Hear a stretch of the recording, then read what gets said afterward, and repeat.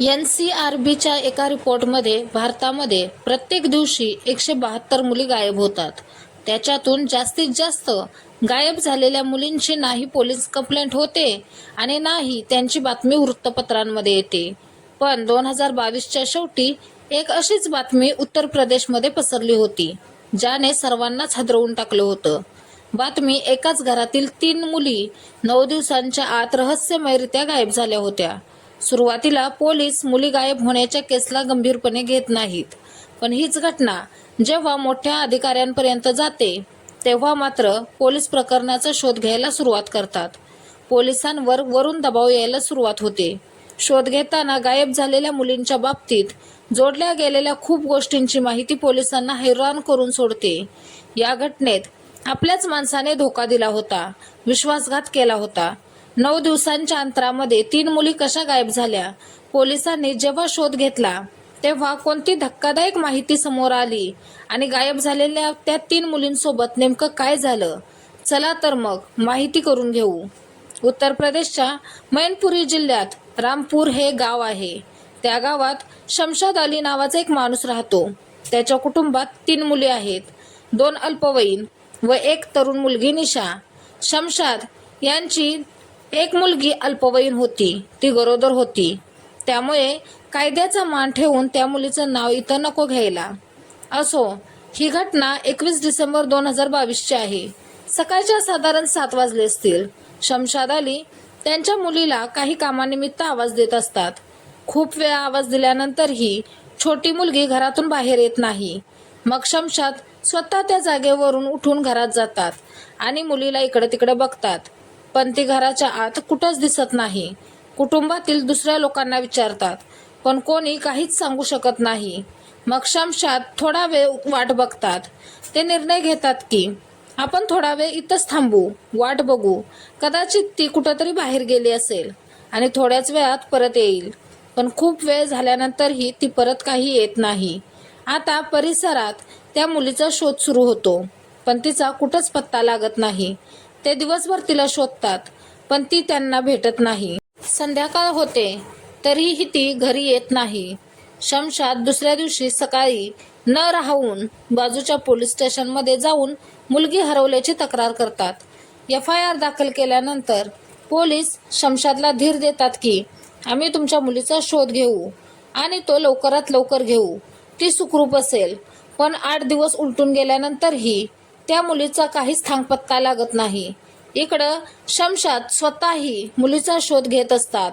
शोध घेत असतानाच काही लोकांकडून शमशादला माहिती पडतं की मागच्या काही दिवसातच गावात एक लग्न होतं. त्या लग्नासाठी पंजाबहून काही मुलं आली होती. त्या मुलांमधील एका मुलाला शमशादच्या मुलीचा पाठलाग करताना बघितलं गेलं होतं. ही माहिती मिळाल्यानंतर शमशाद पंजाबहून आलेल्या मुलांची माहिती गोळा करायला सुरुवात करतो आणि फोनच्या माध्यमातून त्या मुलाशी कॉन्टॅक्ट करायचा प्रयत्न करतो. पण सुरुवातीला त्याचे प्रयत्न असफल ठरतात. त्यांना यश मिळत नाही. तरीही ते आपले प्रयत्न थांबवत नाहीत. त्यांचे प्रयत्न चालूच असतात आणि शेवटी त्या मुलाशी शमशादचं बोलणं होतं. फोनवर त्यांच्या मुलीचा आवाज मागून ऐकू येतो. शमशादचं त्या मुलाशी बोलणं 30 सप्टेंबर 2022ला झालं होतं, म्हणजे मुलगी गायब झाल्यानंतर 8 दिवसांनी. इथं शमशाद त्या नंबरवर जास्त वेळ बोलू शकत नाहीत. फोन तिकडूनच ठेवला जातो. लगेच शमशाद ह्या घटनेची माहिती पोलिसांना जाऊन देतात. पोलीस मोबाईलचं लोकेशन ट्रेस करतात आणि ह्या जागेची माहिती, लोकेशनची माहिती शमशादला देऊन ते त्याला पंजाबच्या मुक्तसरला जायला सांगतात. जसे पोलीस शमशादला लोकेशनची माहिती देतात तसाच घरी जाऊन शमशाद आपल्या नातेवाईकांना सोबत घेतो आणि भाड्याची गाडी घेऊन पंजाबच्या मुक्तसरला जायला निघतो. तो मुक्तसरला जायला निघतो, पण इकडं कुटुंबात असं काही घडतं की त्याची कल्पना त्यांनी कधीच केली नव्हती. शमशाद घरातून निघून अलीगडला पोहोचले होते. तोपर्यंतच त्यांच्या मुलाचा सलमानचा त्यांना फोन येतो आणि तो त्यांना सांगतो की घरात ज्या 2 बहिणी राहिल्या होत्या त्या देखील गायब झाल्या आहेत. आता गायब झालेल्या मुलींच्यात 22 वर्षांची निशा आणि 16 वर्षाची मुस्कान होती. आता शमशादच्या पुढं 2 रस्ते होते. त्याला प्रश्न पडतो की आता 8 दिवसांपूर्वी गायब झालेली मुलगी शोधायला पंजाबला जायचं की गायब झालेल्या त्या 2 मुलींना शोधायला घरी जायचं. शमशाद पंजाबला जायचा निर्णय घेतात आणि शेवटी ते पंजाबच्या मुक्तसरमध्ये जाऊन पोहोचतात. त्या मुलाच्या घरी जाण्या अगोदर ते पोलीस स्टेशनमध्ये जाऊन पूर्ण घटनेची माहिती पंजाब पोलिसांना देतात. शमशादकडून सर्व घटनेची माहिती ऐकल्यानंतरही पंजाबचे पोलीस शमशादला मदत करायला नकार देतात. ते म्हणतात उत्तर प्रदेश पोलिसांनी त्यांना या घटनेची माहिती किंवा पूर्वसूचना दिलेलीच नाही. याशिवाय पंजाब पोलिसांमार्फत हे देखील सांगितलं जातं की जर तुम्ही स्थानिक पोलिसांना घेऊन आला असता तर आम्ही तुमची मदत केली असती. खूप विनंती केल्यानंतरही पंजाब पोलीस काहीच मदत करत नाहीत आणि मग शमशाद हार मानून परत उत्तर प्रदेशला आपल्या घरी येतात. घरी आल्यानंतर पहिलं स्थानिक पोलीस स्टेशनमध्ये जाऊन आपल्या आणखी 2 मुलींची ते तक्रार नोंदवतात. त्या गायब झाल्याची तक्रार करतात. निशा आणि मुस्कानच्या किडनॅपिंगची तक्रार करतात. जोपर्यंत शमशादची एक मुलगी गायब झाली होती तोपर्यंत प्रशासकीय स्तरावर वातावरण थंडच होतं. जशा त्यांच्या आणखी 2 मुली गायब होतात तेव्हा प्रशासनाला जाग येते. प्रशासन अलर्ट होतं. शमशाद त्वरित SP विनोद कुमार यांना भेटतात आणि त्यांना सर्व माहिती देतात. SP लगेच तिन्ही मुलींना शोधण्यासाठी 2 टीम तयार करतात. 2 टीम बनवल्या जातात. या टीम पुढे शमशाद माहिती देताना सांगतात की 4 नोव्हेंबर 2022ला त्यांच्या परिसरात राहणाऱ्या राकेशचं लग्न होतं. लग्नात राकेशचे काही मित्र पंजाबहून आले होते. त्यात एक भरत सिंह नावाचा देखील एक मुलगा होता. आजूबाजूच्या लोकांनी दिलेल्या माहितीच्या आधारे शमशाद पोलिसांना भरत सिंह हा आपल्या 3 मुलींचे अपहरण करण्यामागील मुख्य आरोपी आहे असे सांगतो. त्याच्यानंतर कुर्रा पोलीस स्टेशनचे SHO शमशादकडून मिळालेल्या मोबाईल नंबरवर फोन लावतात. जास्त वयाचा एक माणूस फोन उचलतो. विचारल्यानंतर तो भरत सिंहचे वडील असल्याचे सांगतो. त्यांच्या पाठीमागून शमशादच्या छोट्या मुलीचा आवाज ऐकायला येतो. ती भीत किंवा घाबरलेल्या आवाजाने शमशादला म्हणजे वडिलांना म्हणते, मी परत नाही येऊ शकणार. फोन कट होतो. जरी फोन कट झाला असला तरी पोलीस त्या मोबाईल नंबरला ट्रेस करून त्या लोकेशनची माहिती मिळवतात. 10 जानेवारी 2023ला पोलीस शमशादला घेऊन पंजाबला जाण्यासाठी निघतात. जेव्हा पोलीस पंजाबच्या मुक्तसरमध्ये पोहोचतात तेव्हा तिथं त्यांना काहीच मिळत नाही. तिथं कुणीच नसतं आणि घरालाही कुलूप लावलेलं असतं. पोलिसांनी जी जागा ट्रेस केली होती तिथं कुणीच नव्हतं. पोलीस नाराज होऊन परत मैनपुरीला येतात आणि अंधारात तीर चालवत असतात. त्याच्यामध्येच साधारण 1.5 महिन्यांचा वेळ निघून जातो. ह्याच्यामध्येच पोलीस त्या नंबरला ट्रेस करणं सुरूच ठेवतात. पोलिसांना मोबाईलचे लोकेशन परत एकदा पंजाबमध्ये मिळते. ह्यावेळेस पोलीस वेळ वाया न घालवता पंजाबला जाण्यासाठी निघतात आणि ट्रेस केलेल्या लोकेशनवर धाड टाकतात. 4 फेब्रुवारी 2023ला त्या जागेवर पोलिसांना भरत सिंह भेटतो. पोलीस त्याला त्वरित अटक करतात. त्याशिवाय पोलिसांना त्या घरातून शमशादची गायब झालेली मुलगी देखील भेटते. पोलीस त्या मुलगीला घेऊन उत्तर प्रदेशला परत येतात. स्थानिक दवाखान्यात मुलीला चाचणीसाठी पाठवलं जातं. चाचणीत माहिती पडतं की अल्पवयीन मुलगी गरोदर आहे. मुलगी गरोदर असल्याचे समोर आल्यानंतर कुटुंबीय गर्भपात करण्याची मागणी करतात. ह्यावर निर्णय घेण्यासाठी एक समिती निर्माण केली जाते. आता मुलगी पोलिसांना मिळाली होती पण अजून 2 मुली गायबच होत्या. त्या गायब झालेल्या मुलींचा शोध घेण्यासाठी किंवा त्यांचा तपास लावण्यासाठी हीच मुलगी महत्त्वाचा पुरावा होती. त्यासाठी पोलीस तिला उलटसुलट प्रश्न विचारायला सुरुवात करतात आणि पूर्ण घटना समजण्याचा प्रयत्न करतात की ही गायब कशी झाली, पंजाबपर्यंत कशी पोहोचली, तिला पंजाबला कोणी नेलं, तिच्यावर काही दबाव होता की ती स्वतःच गेली होती. हा सर्व खुलासा पोलीस करतात. त्याला माहिती करून सर्वजण आश्चर्यचकित होतात. पोलिसांनी तिला विचारल्यानंतर ती सांगते की गायब होण्याच्या 3 दिवस अगोदर म्हणजे 18 डिसेंबर 2022ला ती आपली मोठी बहीण निशा सोबत बाहेर गेली होती. जवळच्याच बाजारात निशा तिची ओळख राहुल नावाच्या मुलासोबत करून देते. निशा तिला सांगते की राहुल हा खूपच चांगला मुलगा आहे आणि तो तिचा मित्र आहे. ह्या भेटीत राहुल त्यांना आपल्या महागडे मोबाईल, कपडे आणि बाकीच्याही काही महागड्या वस्तू निशाच्या लहान बहिणीला इम्प्रेस करण्यासाठी दाखवतो आणि तिला इम्प्रेस करण्याचा प्रयत्न करतो. सोबतच तिला सांगतो की तुलाही हे हवं असेल तर मी तुझी मदत करू शकतो. निशा आपल्या बहिणीला सांगते की राहुलची ओळख खूपच मोठमोठ्या लोकांसोबत आहे आणि तो दिल्लीत खूप मोठ्या कंपनीत काम करतो. मी त्याच्याशी तुझ्या आणि माझ्याबद्दल सांगितलं आहे. तो आपल्या दोघींना दिल्लीला घेऊन जाऊन एका चांगल्या मोठ्या कंपनीत कामाला लावेल, ज्याच्या बदल्यात आपल्याला खूपच पैसे मिळतील. ह्या पैशातून आपण आपल्या घरची गरिबी दूर करू शकू. मग निशा आपल्या छोट्या बहिणीला सांगते की ह्या सगळ्याबद्दल तू कोणाला काहीच बोलू नको. ती सांगते की जेव्हा आपल्याला चांगली नोकरी भेटेल तेव्हा आपण आपल्या आई वडिलांना सांगू आणि त्यांना देखील आपल्यासोबत दिल्लीला घेऊन जाऊ. ह्यानंतर दोघींचं ठरतं की ह्या सगळ्याबद्दल त्या कोणालाच काही बोलणार नाहीत.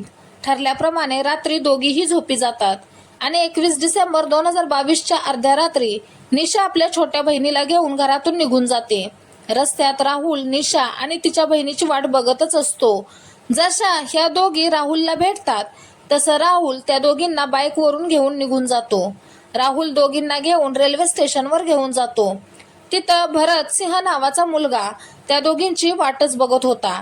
तिथं राहुल आणि भरत सिंह मध्ये काहीतरी बोलणं होतं आणि राहुल त्या दोघींना सांगतो की हा तुम्हाला दिल्लीला घेऊन जाईल, हाच तुम्हाला नोकरी लावून देईल, हाच तुमच्या राहण्याची देखील व्यवस्था करील. त्या मुलीने सांगितल्याप्रमाणे राहुलला भरत सिंह पैसेही देतो. त्या मुलीनं सांगितलं की दोघांचं बोलणं झाल्यानंतर भरत दोघी बहिणींना मिठाई खायला देतो. मिठाई खाल्ल्यानंतर तिला काहीच आठवत नाही की तिच्यासोबत काय झालं, कारण खूप तासांनी तिला जाग आली. तेव्हा ती एका घरात कैद होती. तिला निशा तिची मोठी बहीण पण तिथं दिसत नाही. जेव्हा ही मुलगी भरतला विचारते की तो कोण आहे, ती कुठं आहे, तेव्हा तो फक्त एवढंच सांगतो की ती पंजाबमध्ये आहे. ती जेव्हा निशाबद्दल त्याला विचारते तेव्हा तो सांगतो की निशा दिल्लीत आहे आणि आम्ही तुला लवकरच दिल्लीला घेऊन जाऊ. काही दिवसानंतर भरत त्या मुलीला पंजाबहून दिल्लीत घेऊन जातो. तिला सांगतो की निशाला काम मिळालं आहे, तिनं तुला बोलावलं आहे आणि असं सांगून तो तिला दिल्लीला तर घेऊन जातो, पण तिला एका बंद खोलीत कैद करून ठेवतो. इथं त्या मुलीसोबत जबरदस्ती संबंध ठेवतो. ती विरोध करायला लागल्यावर तो म्हणतो जर तुला नोकरी पाहिजे असेल तर तुला हे सर्व करावंच लागणार. विरोध केल्यानंतर भरत त्या मुलीला जीवे मारण्याची धमकी देखील देतो. अल्पवयीन मुलगी त्याच्या धमकीला घाबरते आणि ती तेच करत असते जो तो तिला करायला सांगत असतो.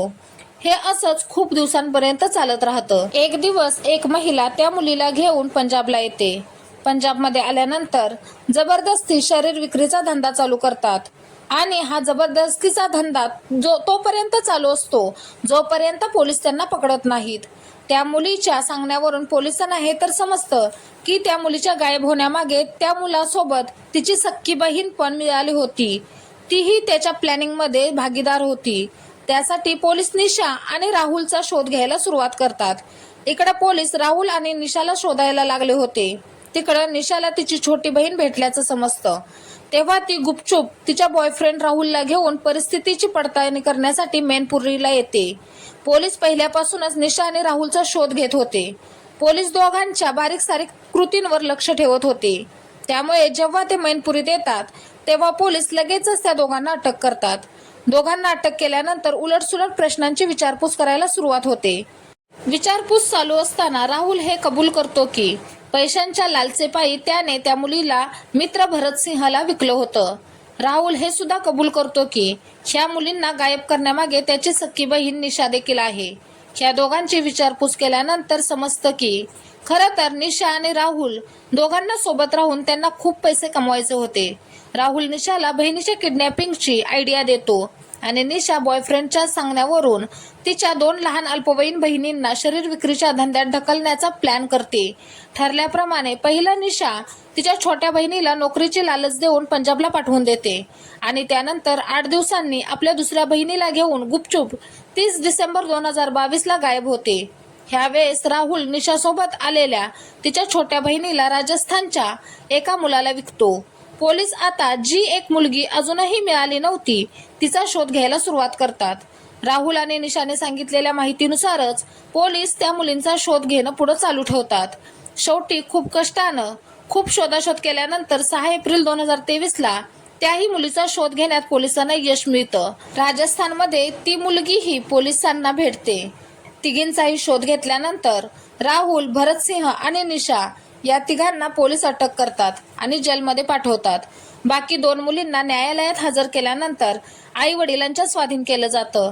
एक जी अल्पवयीन मुलगी गरोदर होती तिचा गर्भपात करण्यासाठी आई वडील एका अधिकाऱ्यापासून दुसऱ्या अधिकाऱ्यापर्यंत चक्रा मारत होते, पण खूप वेळ गेल्यानंतरही ह्याचा काहीच निर्णय झाला नव्हता. तिच्या गर्भपातासाठी आई वडिलांनी काही सामाजिक नेत्यांची देखील मदत घेतली होती. त्याच्यानंतर मुलीचा गर्भपात केला का नाही यावर रिसर्च केल्यानंतरही काही माहिती मिळू शकली नाही. मुख्य आरोपी राहुल आणि भरत यांच्यासोबत सख्खी बहीणच मिळाली होती, तर तिला काय शिक्षा झाली पाहिजे हे कमेंट बॉक्समध्ये नक्की सांगा. अशी बहीण मिळाल्यानंतर शत्रूची गरजच नाही. ही घटना सांगताना तुम्हाला दुखावण्याचा किंवा त्रास देण्याचा हेतू नाही. तुम्हाला सतर्क करणं आणि जागरूक करणं हाच आमचा उद्देश आहे.